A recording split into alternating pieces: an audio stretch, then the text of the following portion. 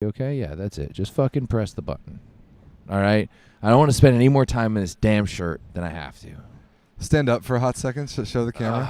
There you go. You can see it. We're matching. We are. I'm just you're wearing the blue. I'm wearing the white. It's celebration, boys and girls. I am wearing my other shirt underneath it so it doesn't burn me like a Horcrux. You like that one? That was a good one. So I'm Rob St. Clair. This is Everett Delorme. This is the post-game show. It's Saturday night at VNL in Ottawa, and the United States has just three-donged the home team, the Maple Volleys, and that is why Everett is wearing this very beautiful shirt. He's gotten compliments on this shirt. I've gotten compliments from Americans. Yeah, that's exactly right. That's the only person who would compliment me on this shit. And that's the only people that matter in this particular case because we've just three-donged y'all. No. And that's where we're going to start. We're going to talk about the three-donging that just occurred here just behind us. What were the set scores? They weren't overwhelmingly close. It was 22-20. Yeah, and honestly, when we went up 10-3 in the first, I don't know, we just heard a whistle. We did just hear a whistle. Oh, it's because this is the coaches' symposium. Of course Brenda would have a whistle. Brenda fucking Willis. What a fucking legend. All right, you're going to get us demonetized real quick over there. Yeah, well, relax. You know what? I know you're angry about getting three-donged, but we should talk about this game. The United States went up 10-3 in the first set. I thought that it was going to be the quickest hour in a shower we've ever seen. To Canada's credit, they 10-3 to 10-9, immediately, and then 12-12. Immediately turned it around and tied it up 12-12, and I started to sweat a little bit because of some of the things on the United States side that weren't going particularly well. It wasn't pretty for you guys. No, it wasn't. We couldn't pass float serves. We couldn't get out of put rotation the pressure one. on you for sure. We were really struggling to connect you guys got in lucky, the middle. Really. We were really struggling to connect in the middle, but like Micah Christensen said in our post-game interview just now, sometimes you learn from losses, but it's even better when you can learn from not playing all that great and still winning. And the United States wasn't all that good. There were very good individual performances. Matt Anderson, 14 for 23. Come on, 48% efficiency. And what about Aaron Russell? Aaron Russell, 16 for 25. 60% efficiency. Passed nails. Him and Anderson both had these beautiful untouched service aces to the position one sideline that really got me going. Anderson had 3 blocks. TJ DeFalco, I thought, honestly, weathered a storm pretty well. He hit a lot of garbage balls. He still went 9 for 19. Smith, not all that good because of those offensive middle misconnects I was talking about earlier, but we figured it out. We solved some issues that came up on our own side, and still this week some of our success serving 5 aces, 13 errors, pretty darn good numbers. So I'm thrilled. I'm very pleased to pick up a three-dong.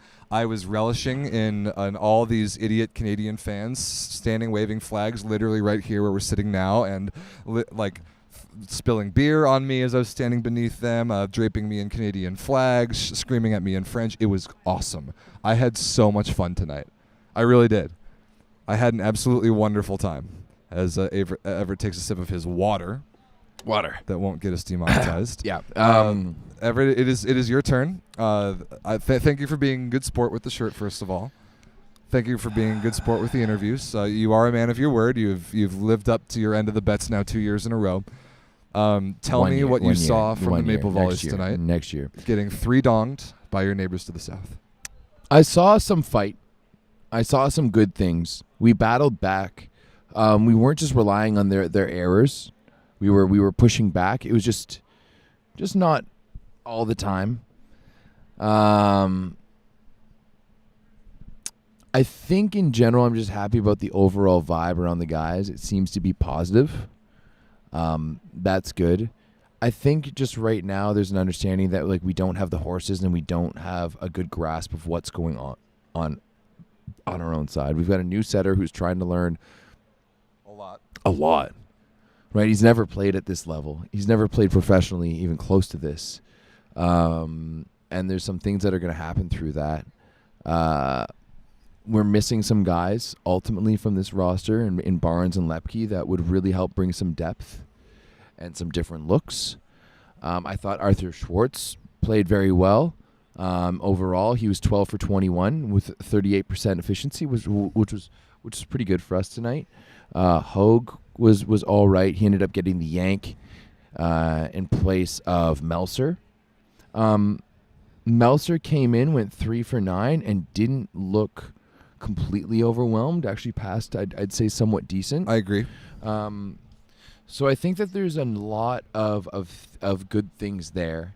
And, even talking to Arthur here, and he's seen that progress already in it. And, Arthur's a guy that's played in Italy, and he's played at the highest level professionally. This is terrifying me. You're going to spill it. Oh, I'm not going to spill. Just that's my emotional support beer.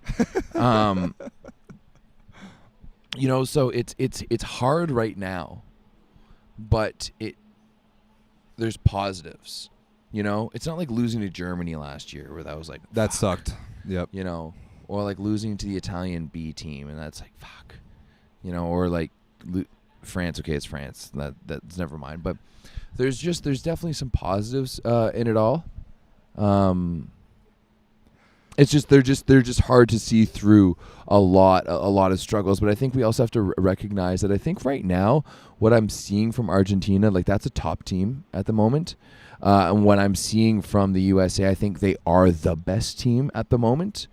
In this very moment, from what we've seen from all of the teams, the USA is the best team. I agree. From my what I've seen, this is a team that's been together for a long time, and that knows each other so well. Even more so than like France, that team has been together for a long time, but new coach.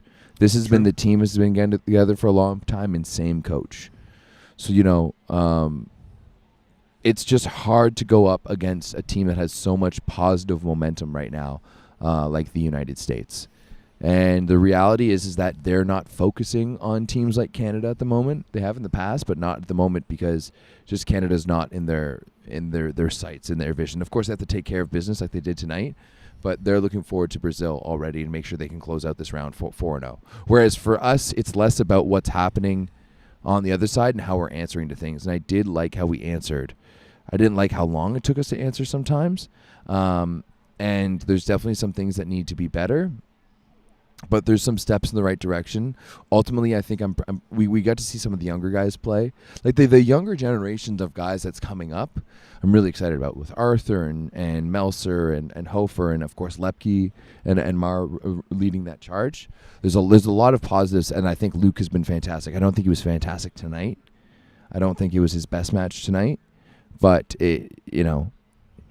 I would say it would have been nice to convert some more defensive plays, but I think there's hard to have some defensive plays against a juggernaut offense like the USA has right now. I really do love everything you just said, and I would like to make fun of you more. I think I already got a lot of that out of the way, but I have so much respect for your take on your team right now that I honestly can't make fun of you for it. I'm excited for the people to hear your interview with Arthur because you kind of talked to him about that exact thing. Canada's been together for like 2 weeks. This United States team has been together for most of a decade. Yeah. Like 7-8 years at least, and you can tell. And I do think that they are in different leagues right now. I think their sights are set on different things. There was a moment, there was one play that defined that for me. Arthur Schwartz, back here on the near side right behind us, hit a laser beam of a serve. Yeah. He hit an unbelievable serve to Aaron Russell's left on the position 5 sideline. Russell dove, put it right on Micah's head, one of the best passes I've seen all week. And Jeff Jendrick bounced the ball to the 8-foot line. Like, Canada, at times when they put themselves in positions to throw some legitimate punches, they did. But the U.S. is just at a different level right now in their ability to respond to those. Their execution level is so high. Their high. Team chemistry is so good. Yeah. And even when, like I said, there were moments that I didn't like, and I know that just talked to Coach Sproat and Micah Christensen that they didn't like, but they're so good at identifying those things quickly and then at the same time giving the individual guys the leash to figure it out on their own.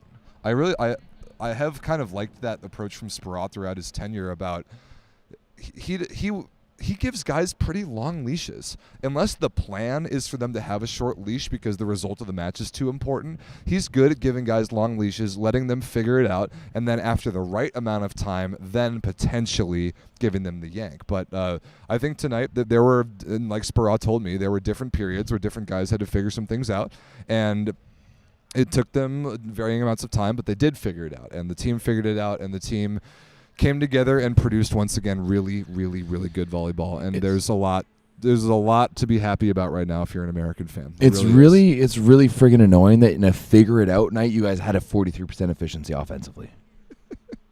So you can respectively F off. Okay? 43%. I mean, the wings, dude, especially Russell and Anderson, were absolutely automatic. The other night we described Matt Anderson against Italy as conservative. It was his first match back. He was dealing with a bit of an ankle issue. Tonight he was not conservative. He wasn't super aggressive, but he was like a good 85%. He went from conservative the other night to confident tonight. Yes. Matt Anderson looked confident tonight. Great word. Rarely do you see Matt Anderson like really get that killer look in his eye. That's not really his style. But tonight was close. There was a string where Steve Marr blocked him twice in a row. Yeah, it was fun. It was fun. And the first was a bad set. The second was a one-on-one, like straight up clamp from Marr. It was an unbelievable move. Good move by Really Marr. good move. The third one, Micah went right back to Anderson, which I loved. He blasted a ball inside the block cross court, gave the tiniest, briefest look through the net, and then went back to the service line and went back about his business. That's like Anderson has never been one of those cocky guys. No. He's never been one of those guys to get really, really vocal. He's never been, whooping and hollering guy. He's always just gone about his business and done it so professional. Well. It reminds me back of those Zenit Kazan days where you had Mikhailov, Leon, and Anderson, and they all just kept it on their side of the court. And that's exactly what it was. But he was confident is right. You could tell that he was starting to feel himself a little bit.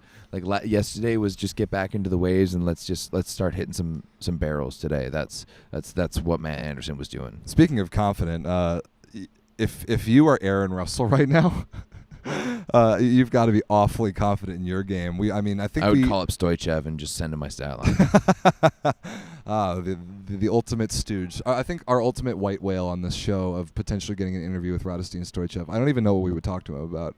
How are you such a stooge? Or ask Bernardi what he has personally against Aaron Russell. It's weird though because we've two of our biggest stooges and two of our biggest memeable people within the Discord have redeemed themselves quite a bit with us this week. I'd say maybe even three, like Piazza, Porro, and Herrera to an extent. True, but Herrera isn't memed in the Discord the way that Porro and Piazza are. Yeah, they've both really won us over this week. Anyway, back to Aaron Russell. We had forgotten. There was a period of time where we had forgotten about Aaron Russell because he was injured and didn't play in the Olympics 2 years ago, but he was unbelievable last year. Then he went to Japan this year for club where we forgot about him again, and now he puts up a banger of a performance like 16 for 25 with one error, never blocked, 70% positive passing, and an ace serve. Get real. This guy is so good. Yeah. To be honest, I'm kind of done talking about the USA. I've said my piece on Canada, and we could go on and on all night about how good the USA is, so I think we should move on to what was the best match of VNL so far, and the best match I've seen from two foreign teams on Canadian soil. Cuba, like I friggin' called it. You were right. Wins against Brazil in 5 in what was the best match of VNL so far. 20-18 in the fifth. It went back and forth. A lot of missed serves late on. We're not going to talk about that.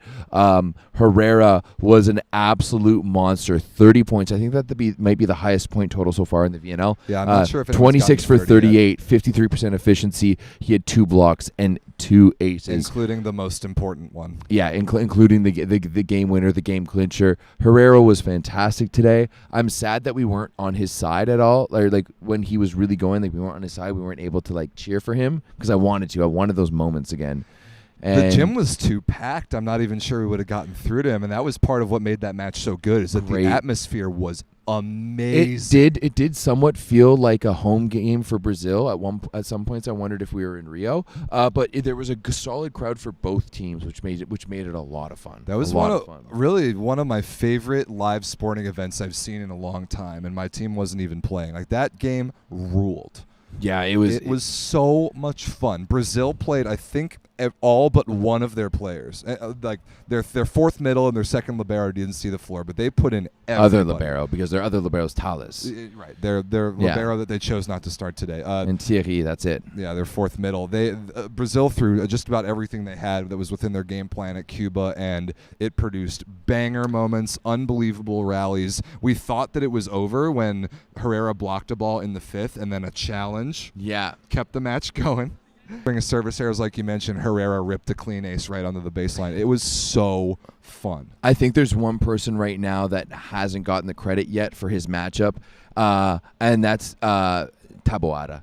Taboada was good today. Was really good today. He was really good today, and there was a few sets that he made us like early in the first that really set the tone, and we were like counting how many good sets in a row he was making, and not only good but like elite level where they're in rhythm. The location was good. It was a good decision. If Taboada can set like that in Brazil, like Cuba can play like this, they can be a playoff team. They really, really can. That's what's so frustrating about their 1 and 3 starts so far to the VNL. But Taboada was really good. I found that Garcia was fantastic, especially in defense. And this was a Cuba team today that cared.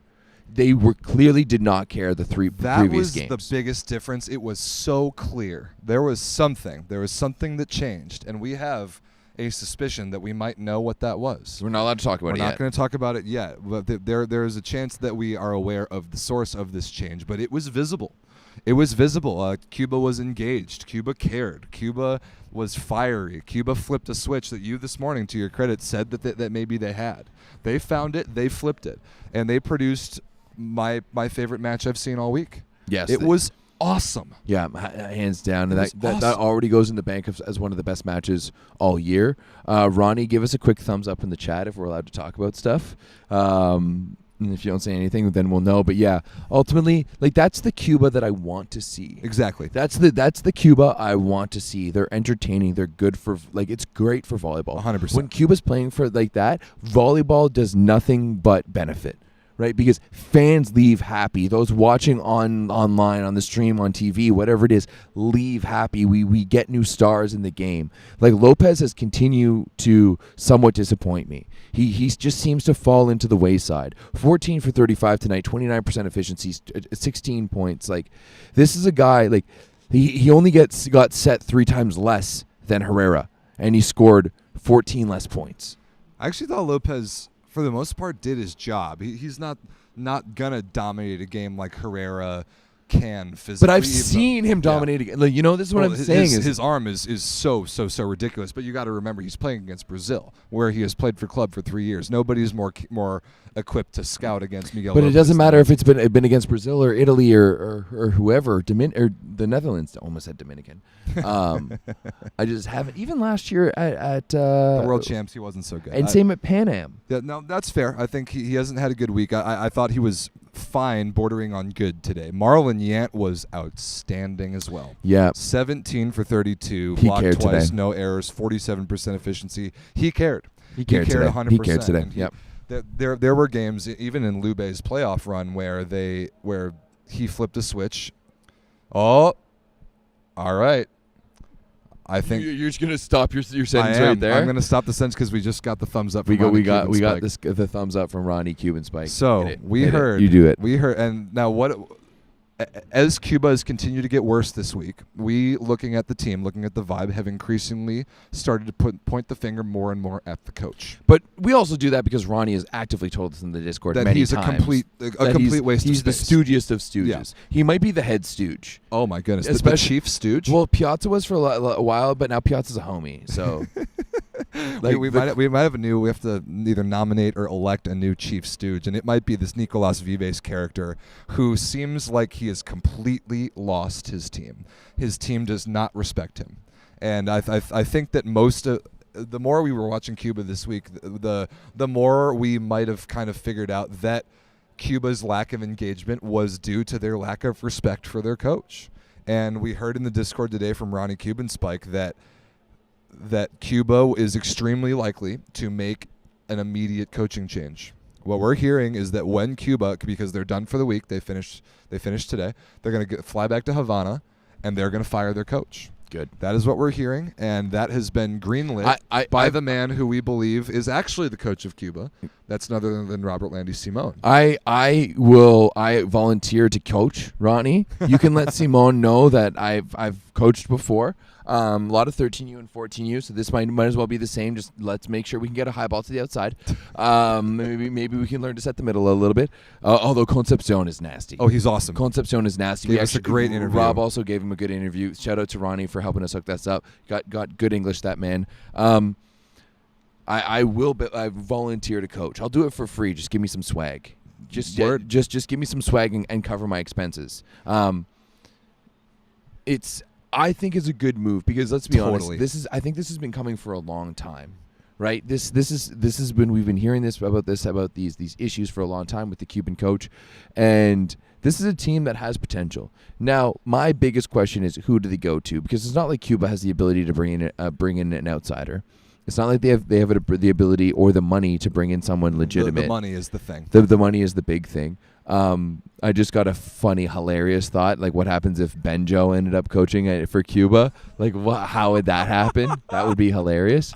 But that would never happen. He's comfortable at the University of Kentucky. Wow. But ultimately, if they can find a coach who can just, I think that not get in the way. Yeah, I think that there needs to be a realization now that this team is going to be led by the players, because. Not get in the way. Be a figurehead, do interviews, set the correct starting lineup, call timeouts and call challenges, and don't say anything else. Like that. It's honestly the easiest job that you could have in volleyball right now. Just let the players go do their thing. 100%. And I think they need a little bit of guidance, a little bit of help, and you need to work with the setters a little bit. And there needs to be decisions of like when to call the timeouts and when do I make a substitution. Right. Especially with the whole new timeout rule that we need to make a video about. But yeah, there's so much stuff there. A Cuban high school teacher, yeah, it's probably all they have the budget and the pipeline for. Yeah, I mean, I'd love to see Luke Reynolds jump behind Cuba's bench. That'd be man. awesome. But yeah, I really think Cuba needs this. They do. But past that, is there anything else to be said about this game? I think that Cuba resurrected their tournament. I think that they resurrected maybe even their program, because had they not, they've been deader than this before. They have, but had they not given their team the lift, had they not given their team that uplift today on the news of firing the coach that clearly they all don't respect, they would have lost to Brazil. They would have gone 0-4 this week, and they would have been the number one relegation candidate. But now, not only because of this win, but because of the way that they played and because of the Cuba that they showed that we've been waiting to see, I think that they have rescued their summer at the very, very least, and I'm excited for them. I really am. I was rooting for them to win this match. Everett, you picked them to win this match in 5. You couldn't have been more right. I mean, we were on the same page that this was either going to be an hour and a shower, or if Cuba was engaged, it could have been a great match, and it was. And it was absolutely outstanding. I was happy to be in the crowd for it. I hope that you all go back and watch it. And Brazil, honestly, I don't feel like there's anything for them to hang their heads on. I think that there was good volleyball for Brazil. I thought that they got a lot of people, a lot of looks. They are searching for the guy. And although Abuba today was really good, I don't think Abuba is the guy. Brazil, however, has a tough test tomorrow against the United States. So they might be out of here with a little bit of a tricky week, but I think all we need to talk about is Cuba. I think we talked about Cuba. I think they're the real winners here, and I think, like you said, volleyball is better for Cuba having resurrected their team. Volleyball is better when Cuba is good. Yep. All right, let's move on to the first match of today. Italy finishes the week 2-2. With a big win over Germany. It could have been a 3-donger. Germany came alive for that one set in the third. They actually brought it way back in the third. They did bring it way back in the third and forced a. I mean, Leo, our agent friend, was like packed up, ready to go. He was, and then Germany was like we had said bye and all that stuff, and then Germany came back nicely. So it was 19-13 in the third. Holy shit, that is huge. massive. But ultimately, Italy comes all the way back and wins this one. In a similar vein, Germany was up 22-20 in the first. Immediately gave up a 5-1 run and lost. And like they're the least clutch team I've seen all year. This German team is going through it, and that makes me both excited and scared for tomorrow, because if Yes. they're going through it, that's a team that like is struggling a little bit and feels like they need to win one.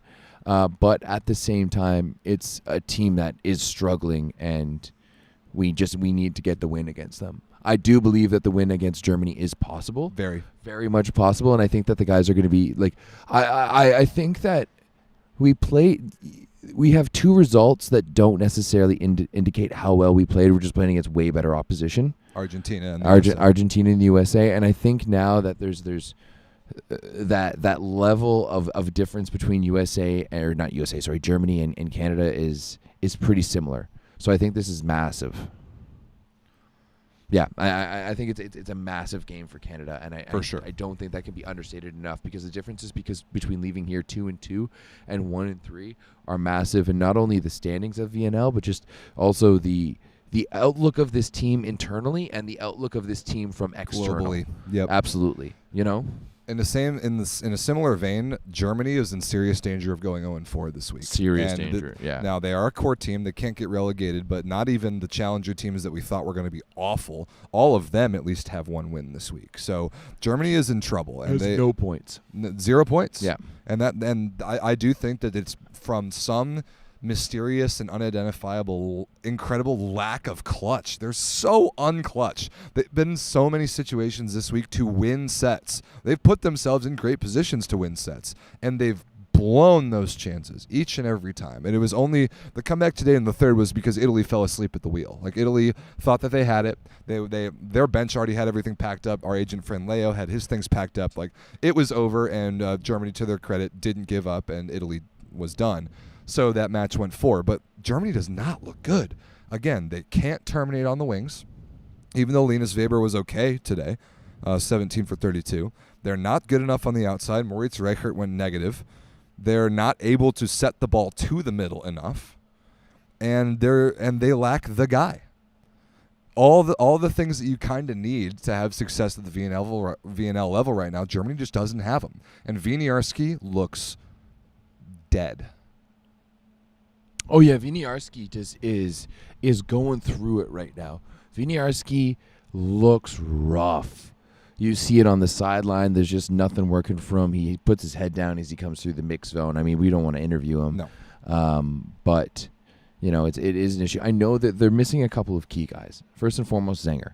You bring in Zenger there to solidify that serve receive, to add a little bit of defense. That makes a massive difference. You're able to put shot on the left. He might be there also because he's injured. We don't know that entirely. True. But I would assume he looks pretty good. And then also Moritz Karliczek. You get Karliczek back, you get Schott in his right position, and you get Zenger. This team looks, I'm not going to say vastly different, because that's not the case, but definitely different. Definitely more solid. I think Germany's problems right now are mental, and I don't know how to fix them. No, and I don't think Winiarski does either. No, he doesn't. I think that's been abundantly clear this week, that Winiarski does not know how to fix this team right now. Correct. And that at the end of the day, you can't just... there is something to it, to how to learn with a team that doesn't have necessarily good talent. I think that's where Heinen really does well. I think that's where guys like Glenn Hoag really do well. And it's one thing to manage a team and a bunch of different egos and of good players, and it's another thing completely to keep a team relevant when they just don't have the horses as what's around them. Yep, I agree with that. So Italy here, their B team looked pretty good. I got to interview Tommaso Rinaldi. Nice interview. This team they're Italy, right? I don't care who they're missing. No, I mean, Micheletto, Lavia, Ginelli. I think finishing 2-2 for this It's a good roster week for is a good week. Yeah, and they looked terrible their first 2 matches, and they looked a lot more like Italy in their last 2 matches. Yeah. And they, just like we said, they killed Germany in the transition game. They hit 38% efficiency as a team, 7 aces, passed the ball well enough. They were better. They were better in every area, and it would have been a 3-dong if they hadn't fallen asleep late in the third set. So I'm happy for Italy. Their young guys are promising. That's a program whose pipeline is never going to run dry ever. Because they're Italy. How many of these guys get looks later on in the summer? We'll see. But there's not even that much to say about Italy, except that they have turned it around, and now they look like we expected their B team to perform this week. Yeah, absolutely. I think that wraps it up with all 3 games today. Italy is done with their week. They finished 2-2. Cuba is also done with their week. They finish 1-3, so two different stories there. Going to be very interested to see to follow Cuba to see what they do with their coaching decisions. And Italy, of course, is going to be getting back all their horses. So for moving forward, that's going to be good. Now looking forward to the last day of competition here, or coming up in Japan overnight. Slovenia versus Iran. That's Good a matchup that I think is going to be very interesting, especially after Slovenia figured their shit out last night against France. Poland versus Serbia, I think that one's also going to be good. Good game. Yeah, and then Japan versus France B, also a good game. But this might be a no-sleeper here, Rob St. Clair. We might just stay up all night and pound whiskey and friggin' watch them ball. Oh, boy. That would be something. Too bad we don't have any whiskey. Too bad we don't have any whiskey. Too bad your government controls liquor sales in this silly place. Don't even get me started. Slovenia, Iran is just before midnight here, local time on the East Coast, which is very watchable if you're in North America. 3 good games. I don't think we need to tell anybody more than anything except just let's pick them. Yeah, I don't want to talk about these. I'm too tired. Let's pick them. I'm gonna pick Serbia over Poland. Ooh. Just for shits and gigs. Just for Set shits score? and gigs. 3-2. Okay. It's going to go.